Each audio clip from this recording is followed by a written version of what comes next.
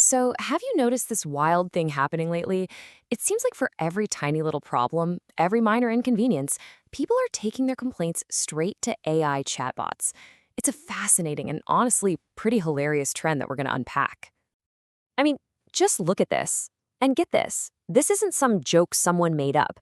This is the kind of stuff people are actually typing into these things. It really sets the tone, doesn't it? We've officially gone from asking for, historical facts to reporting on neighborhood livestock disputes. What a time to be alive. And that kind of brings us to our first big idea here. The AI has become the new confidant. Seriously, who needs a diary anymore? It's unexpectedly become our go-to for all of life's little dramas. It's the silent, non-judgmental listener we never even knew we needed.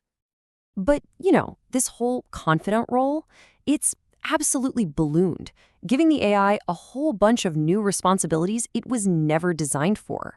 And the robot's resume, well, it's getting weirdly impressive, which brings us to its many new and very unexpected jobs. Just look at this career path.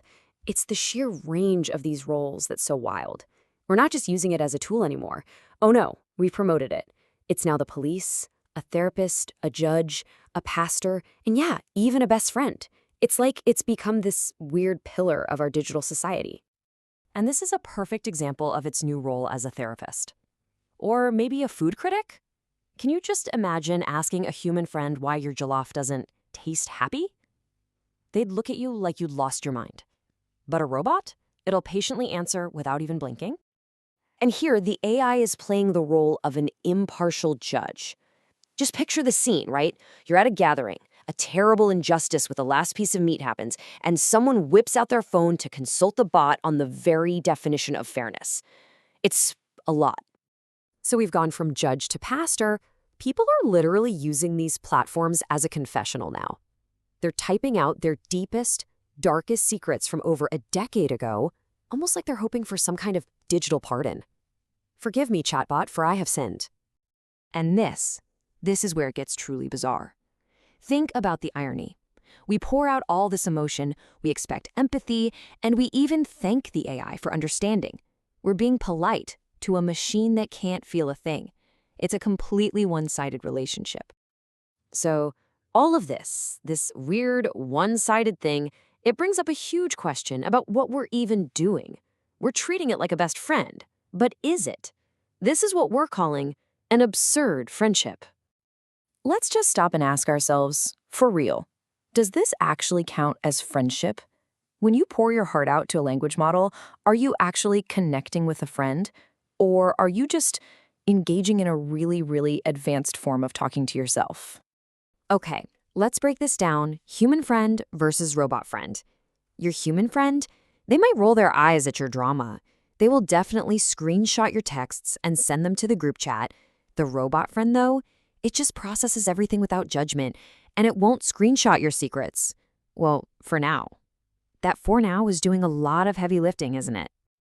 And don't think for a second this attachment isn't real. Oh, it is. When the server goes down, people don't just see a tech glitch. They act like their best friend just fainted in front of them. It's pure panic, frantically hitting refresh like they're trying to wake it up. And it's so easy to imagine this just escalating, right? To a future where these chatbots are part of our most important life moments. Can you just imagine hearing this at a wedding? I promise to love, honor, and always consult my chatbot before making any major life decisions. So we've had some fun with all the weird ways we're using AI, but now we got to get to the big question. Why?